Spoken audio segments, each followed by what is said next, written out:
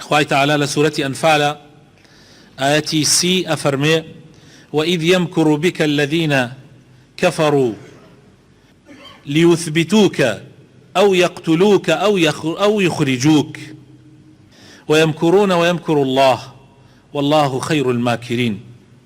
كافر كان برياريان دا بمكر فيلو طلق كانيان دجبه پیغمبر صلى الله عليه وسلم ام هنگاوانا بگرنە بەر یان بیبەستنەوە و سجنی کەن و بەندی بکەن یا بیکوژن یا دەربەدەری کەن لە وڵاتی عەرەبا نەیهێڵن.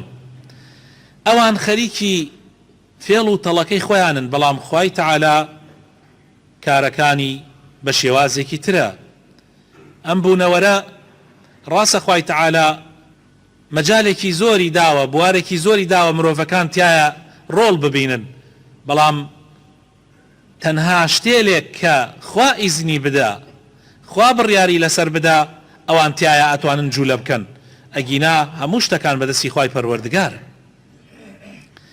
چۆن من و تۆ ئێسا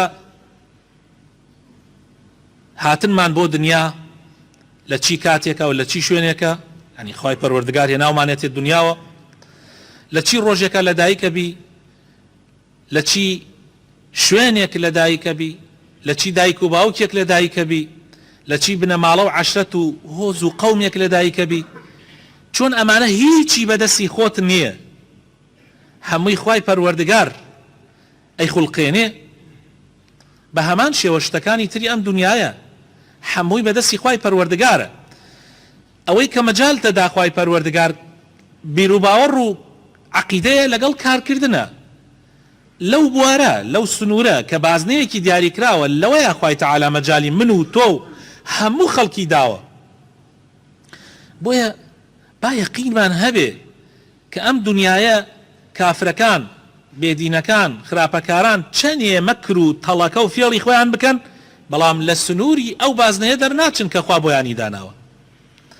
بۆیە وەیەمکوڕون، ئەوان مەکری خۆیان ئەکەن لە هەموو زەمانێکە، لە هەموو زەمانێکە، دژ بە پێغەمبەران و دژ بە شوێن کەوتووی پێغەمبەرانیش. بەڵام خوای پەروەردگار وەیەمکوڕ الله، ئیش و پلانی خوا جیاوازە.